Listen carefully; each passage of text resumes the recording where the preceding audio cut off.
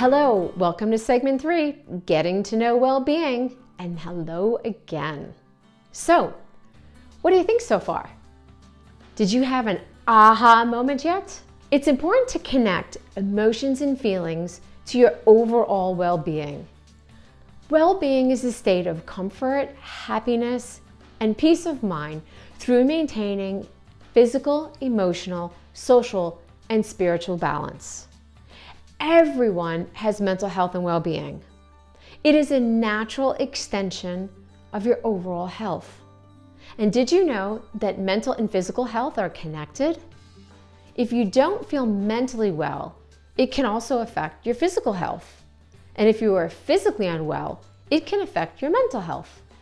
If you are worried, this might upset your stomach, your sleep, and other biological functions.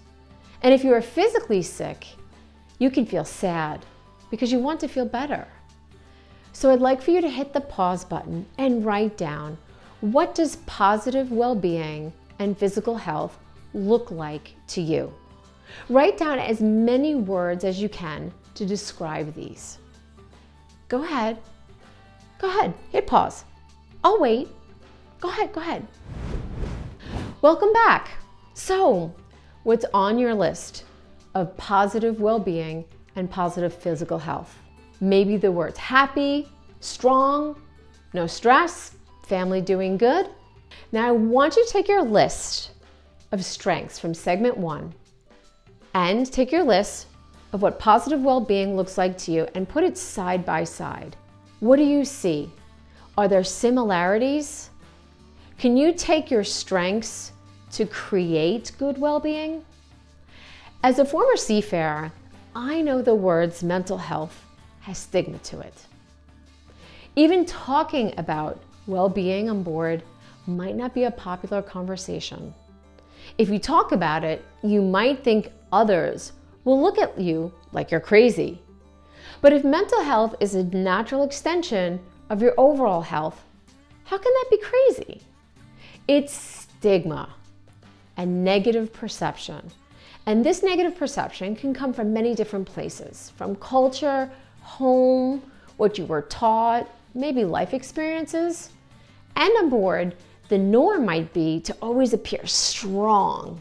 So, how can you talk about something where you might be looked at as crazy or weak?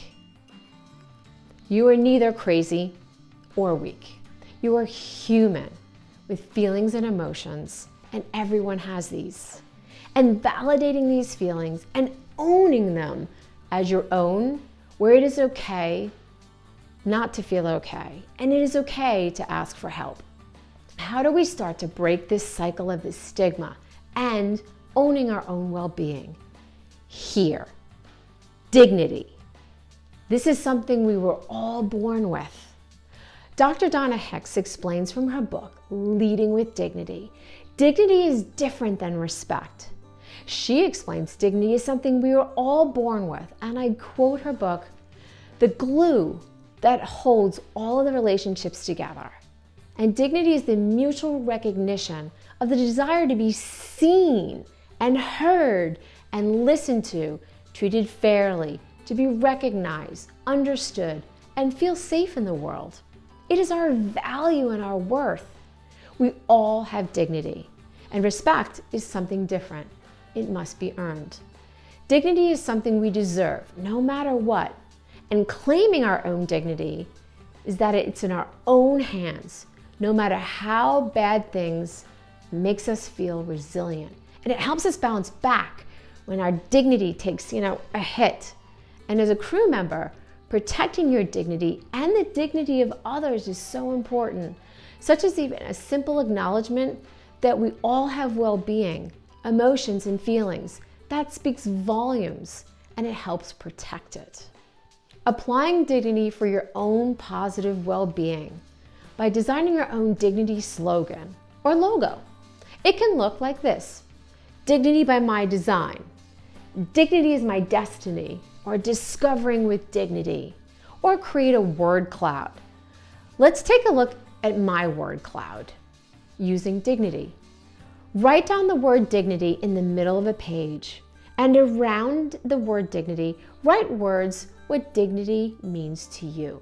This helps you visualize dignity and how it plays a role in your life on board with your fellow crew members or at home. It can also help you owning your own dignity. You can create one for free at mentimeter.com/features/word cloud. And we'll mention this again at the end of the webinar. So what does your dignity word cloud look like? In our story of being asked to borrow or lend money, how would dignity come into play? Feel welcome to share with us on the Mission to Seafarers We Care Facebook or Twitter pages and let us know. Let's continue with our awareness, looking through a wider view. Our emotions can be influenced by our environment. And as seafarers, where you live is where you work. There's no separation. When you are working in a confined space on board, how do you feel?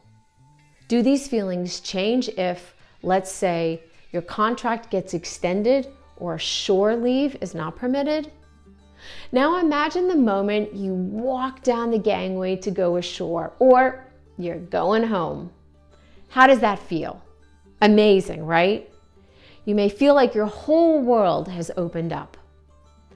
This is what we are doing in this webinar by creating this wide view awareness.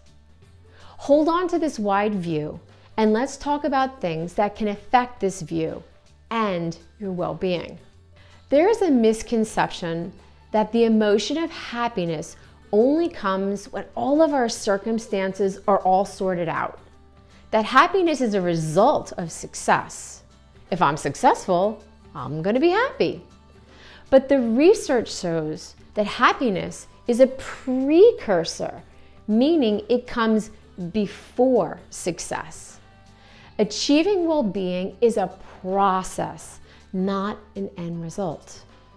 And our thoughts affect how we feel, and what we feel results in our actions. If you have a positive thought, you can have a positive feeling, thus a positive reaction. But what if you have a negative thought? Can you have a negative feeling, thus a negative reaction? So let's do an activity. Think of a time you had a negative thought that caused a negative feeling, which resulted in having a bad reaction. Write that situation down. For me, it was when my husband was at sea and I was on another ship. He didn't respond to my messages, but I could see that he was online. My negative thoughts were thinking that, well, maybe he was ignoring my messages, which led me to think a negative feeling that resulted in me trying to contact him until I got his attention. Do you see how thoughts create feelings, thus creating reactions? Does this sound familiar? So write down an experience with a negative thought that created a negative feeling, thus a negative reaction. And what would it look like if you used STAR? Stop, think, assess, respond. Can this shift the negative perception to a more positive one, thus a better feeling and better reaction? You can use the emotion and feeling wheel to guide you through it. We all have personal stress triggers. These can be feelings of guilt and shame and vulnerability, sadness, or it can be fatigue, loneliness, anxiousness, to name a few. What are your stress triggers? In the next segment, Getting Going, we will explore strategies to cope with these feelings as an individual and with our teams. So stay tuned. Click onwards to segment 4, Get Going.